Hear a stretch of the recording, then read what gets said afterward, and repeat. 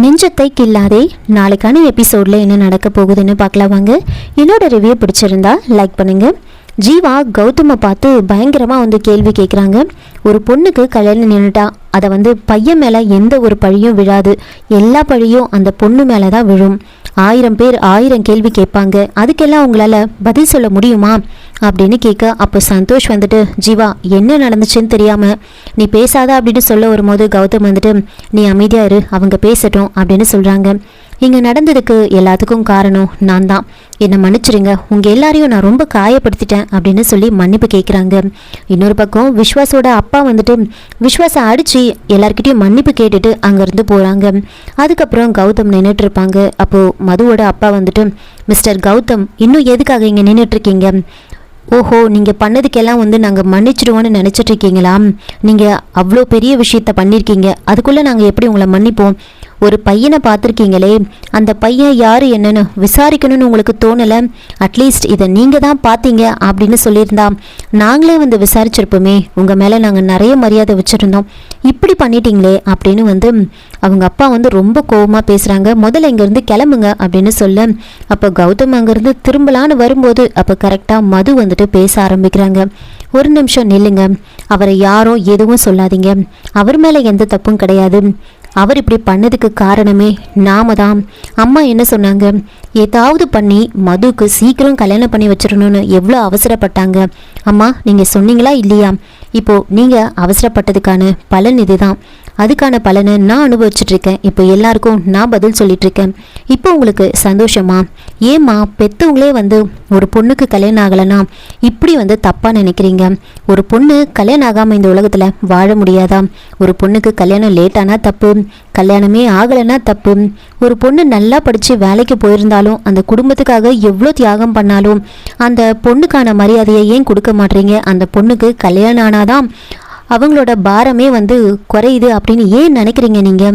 இதுவே ஒரு பையன் எப்படி இருந்தாலும் அந்த பையன் மேலே ஒரு குருட்டு நம்பிக்கை வைக்கிறீங்க, ஆனால் அதே சப்போர்ட் அந்த பொண்ணுக்கு கிடைக்கிறது கிடையாது. ஏமா ஒரு பொண்ணுக்கு கல்யாணம் ஆகலைன்னா நீங்கள் ஏன் பாரமாக நினைக்கிறீங்க அப்படின்னு சொல்லி ஜீவாவை பார்த்து கேட்குறாங்க. என்ன ஜீவா, நான் உனக்கு பாரமாக தானே இருக்கேன், என்ன உன்னோட அக்கான்னு சொல்லிக்க உனக்கு அவமானமாக இருக்கா? அதுக்காக நான் கல்யாணம் பண்ணிக்கணுமா அப்படின்னு ஜீவாவை பார்த்து கேட்குறாங்க. ஜீவா அமைதியாக தலை குனிஞ்சு நிற்கிறாங்க. நீங்கள் அவங்க அப்பாவை பார்த்து கேட்குறாங்க. அதுக்கப்புறமா, அப்பா இந்த கல்யாணம் நின்றுட்டா என்னோட நம்பிக்கை உடஞ்சிரும்னு நீங்கள் சொன்னீங்கல்ல, நான் என்னப்பா அவ்வளோ வீக்கா? இந்த ஒரு கல்யாணம் நின்னதுக்காக என்னோட நம்பிக்கையெல்லாம் போயிடுமா? நான் என்ன அவ்வளோ வீக்காவாக இருக்கேன் அப்படின்னு அவங்க அப்பாவை பார்த்து கேட்குறாங்க. ஆனால் நீங்கள் எல்லாரும் பண்ண தப்ப கௌதம் பண்ணலை. அந்த பையனுக்கு ஏற்கனவே கல்யாணம் ஆயிடுச்சு அப்படின்னு தெரிஞ்சதுக்கப்புறமா இந்த நிச்சயதார்த்தத்தை நிறுத்திட்டாரு அப்படின்னு சொல்கிறாங்க. முன்னாடி கல்யாணம் நடக்கிறதுக்காக ஹெல்ப் பண்ணாரு, இப்போது கல்யாணத்தை நிறுத்துறதுக்காக ஹெல்ப் பண்ணியிருக்காரு அப்படின்னு சொல்கிறாங்க. அதுக்கப்புறமா மது சொல்கிறாங்க, எனக்கு எப்படி என்னோட தம்பி ரொம்ப முக்கியமோ அதே மாதிரி உங்களுக்கு உங்களோட தங்கச்சி ரொம்ப முக்கியம். என்னோட கல்யாணம் நடந்தாதான் அவங்க கல்யாணம் நடக்கணும் அப்படின்றது கிடையாது. நீங்கள் குறித்த தேதியில் ஜீவாக்கும் மாயாக்கும் கல்யாணம் நடக்கும். இது ஏன் சார்பா நான் கொடுக்குற வாக்கு. அதுக்காக நீங்கள் எனக்கு கல்யாணம் ஆகணும் அப்படின்னு நினைக்க தேவையில்லை, அதுக்கான எந்த ஒரு அவசியமும் கிடையாது. அப்படி மட்டும் இந்த கல்யாணம் நடக்கலை அப்படின்னா ஜீவா என்னோட தம்பியே கிடையாது அப்படின்னு கௌதமுக்கு வாக்கு கொடுக்குறாங்க. இதை பேசிட்டு மது அங்கேருந்து தனியாக போயிடுவாங்க. அப்போது கௌதம் போயிட்டு மதுக்கிட்ட பேசுகிறாங்க. இன்னைக்கு நீங்கள் பட்ட அவமானத்துக்கு நான் எவ்வளோ மன்னிப்பு கேட்டாலும் உங்களோட அந்த காயம் ஆறவே ஆறாது, இருந்தாலும் என்னை மன்னிச்சிடுங்க, ஐம் சாரி அப்படின்னு சொல்கிறாங்க.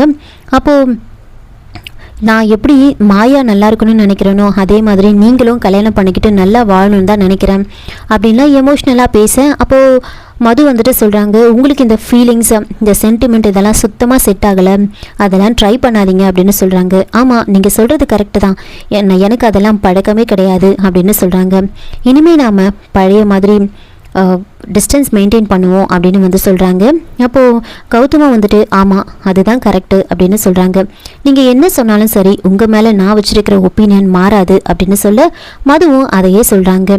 சரி, உங்களை ஹாலில் எல்லோரும் வெயிட் பண்ணிகிட்ருக்காங்க, வாங்க அப்படின்னு மதுவை அங்கேருந்து கூட்டிகிட்டு போகிறாங்க. இன்னொரு பக்கம் சகுந்தலா அங்கே நடந்ததெல்லாம் யோசிச்சுட்டு இருப்பாங்க. அப்போது அவங்க அண்ணன் கிட்ட வந்து சொல்லிட்டு இருக்காங்க, இந்த ஜீவா வந்துட்டு மாயாவை எப்படி கல்யாணம் பண்ணிக்காம வந்து அவாய்ட் பண்ணலாம் அப்படின்னு பிளான் பண்ணிட்டு இருக்கானோ அப்படின்னு எனக்கு தோணுது அப்படின்னு சொல்ல, அப்படி கூட இருக்கலாம் அப்படின்னு சொல்றாங்க. அண்ணா என்னென்ன நீங்க இப்படி சொல்றீங்க அப்படின்னு வந்து கேட்குறாங்க. அதுக்கு அவர் வந்துட்டு சொல்கிறாரு, அப்படி கூட இருக்கலாம், அதுக்கு நான் ஒரு நல்ல ஐடியா வச்சுருக்கேன் அப்படின்னு சொல்கிறாங்க. என்ன ஐடியான்னு சொல்லுங்கள் அப்படின்னு சொல்ல, அந்த பொண்ணு மதுமிதாவை இந்த வீட்டுக்கு மருமகளாக கொண்டு வந்துரு அப்படின்னு சொல்கிறாங்க. என்னது, இந்த வீட்டுக்கு மருமகளாவா? யாருன்னு யாரை சொல்கிறீங்க நீங்கள் அப்படின்னு கேட்க, நம்ம கௌதம தான் சொல்கிறேன் அப்படின்னு சொல்கிறாங்க. சேச்சே, அந்த மாதிரி மிடில் கிளாஸ் ஃபேமிலியிலேருந்து நம்ம வீட்டுக்கு வந்து மருமகளாக வரதான், அதெல்லாம் வேண்டாம் அப்படின்னு சொல்ல, அதுக்கு அவங்க அண்ணன் வந்துட்டு, ஓஹோ அப்போ நீ மாயாவை மட்டும் அந்த வீட்டுக்கு மருமகளாக அனுப்பலியா, அது மாதிரி தான் இது அப்படின்னு சொல்கிறாங்க. இங்கே பாரு, அந்த ஜீவா இப்போவே என்ன கண்டிஷன் போடுறான், அக்காவுக்கு கல்யாணம் ஆனாதான் ஏன்னா கல்யாணம் பண்ணிப்பேன்னு அவன் கண்டிஷன் போடுறான். அவனை நீ கண்ட்ரோலில் வச்சிருக்கணும்னா அவங்க அக்காவை வந்து நீ இந்த வீட்டுக்கு மருமகளாக கொண்டு வா அப்படின்னு வந்து சொல்கிறாங்க. இதெல்லாம் வந்து சகுந்தலா யோசிச்சு பார்க்குறாங்க. உன் கண்ட்ரோலில் வச்சுக்கோ அப்படின்னு சொல்கிறாங்க. சகுந்தலாவும் இதை பற்றி ரொம்ப டீப்பாக திங்க் பண்ணுறாங்க. நீ சொல்கிற ஐடியாவும் நல்லா தானே இருக்குது அப்படின்னு சொல்லிட்டு நான் உடனே வந்து கௌதமுக்கு கால் பண்ணுறேன் அப்படின்னு சொல்கிறாங்க. அதுக்கு அவங்க அண்ணன் வந்துட்டு, இங்கே பாரு, முதல்ல அவங்க வீட்டில் போய் பேசு, அவங்க வீட்டில் என்ன சொல்கிறாங்கன்னு கேளு, அவங்கள சம்மதிக்க வச்சுட்டு அதுக்கப்புறமா கௌதம் கிட்ட பேசு அப்படின்னு சொல்கிறாங்க. இதனால் சகுந்தலா வந்துட்டு மதுமிதாவோட வீட்டுக்கு வந்து போகிறாங்க. அங்கே மது வந்து ரொம்ப ஃபீல் பண்ணிட்டு இருப்பாங்க. அவங்கள வந்து கன்வின்ஸ் பண்ணுறதுக்காக அவங்க தங்கச்சி அதித்தி வந்துட்டு, அக்கா நீ நேற்று பேசின விதம் ரொம்ப சூப்பராக இருந்துச்சுக்கா, கண்டிப்பாக உனக்கு ஒரு நல்ல பையன் கிடைப்பாங்க்கா, நீ அதை நினச்சலாம் ஃபீல் பண்ணாத அப்படின்னு பேசிகிட்டு இருப்பாங்க. அப்போது கரெக்டாக வந்து சகுந்தலா வந்து அவங்க வீட்டுக்கு வந்து போகிறாங்க. இன்னொரு பக்கம் கௌதம் வந்து மது நினச்சி ரொம்ப ஃபீல் பண்ணிட்டு இருப்பாங்க. இப்போ சந்தோஷ் வராங்க. சந்தோஷ் கிட்டே இந்த விஷயத்தை பற்றி சொல்கிறாங்க.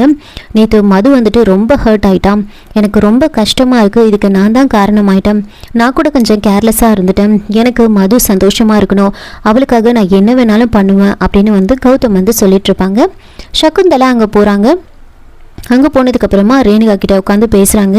அப்போது மதுவும் அதிதியும் வந்து ரூமில் இருப்பாங்க. அப்போது வந்து சகுந்தலா வந்து மதுவே பார்த்துட்ருப்பாங்க. அப்போது ரேணுகா வந்துட்டு திரும்பி பார்க்குறாங்க. அப்போ அதிதி வந்து உட்காந்துட்ருப்பாங்க. அப்போது சகுந்தலா பேச ஆரம்பிக்கிறாங்க.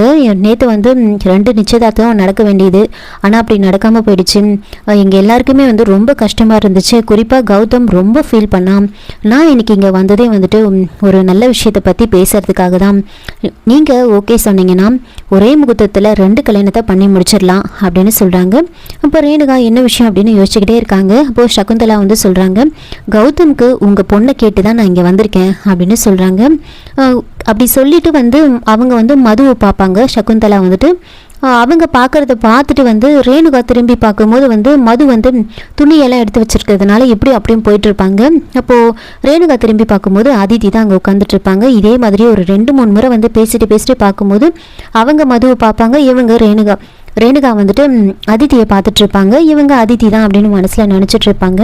இல்லை, அவள் மனசில் வந்து அவள் ப்ரொஃபஷனை பற்றி நிறைய கனவெல்லாம் வச்சுருக்கா, அவளோட வயசெல்லாம் ஒத்து போகுமா அப்படின்னு கேட்க, ஏன் ஒத்து போகாது, அதெல்லாம் ஒத்து போகும், கல்யாணம் ஆனதுக்கப்புறம் அவளோட ப்ரொஃபஷனை அவளை கண்டினியூ பண்ண சொல்லுங்கள் அப்படின்னு சொல்கிறாங்க.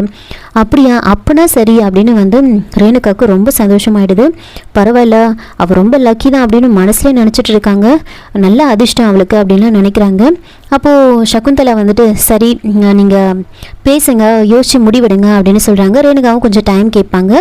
சரி நீங்கள் பேசிட்டு சொல்லுங்கள், அதுக்கப்புறம் 2 கல்யாணத்தையும் ஒரே நேரத்தில் வைக்கலாம். நாம கௌதமுக்கும் அவளை வந்து ரொம்ப பிடிச்சிருக்கு, நேற்று அவள் பேசின விதம் எல்லாமே வந்து கௌதமுக்கு ரொம்ப பிடிச்சிருக்கு, நைட்டெல்லாம் அவளை பற்றியே தான் பேசிகிட்டு இருந்தான் அப்படின்லாம் வந்து சொல்கிறாங்க. இதை கேட்டதுமே ரேணுகாவுக்கு ரொம்ப சந்தோஷமாயிடுது. இதை பற்றி பேசிட்டு சகுந்தலா அங்கேருந்து கிளம்பிடுவாங்க. இதோட இந்த எபிசோடை வந்து முடிச்சிருக்காங்க.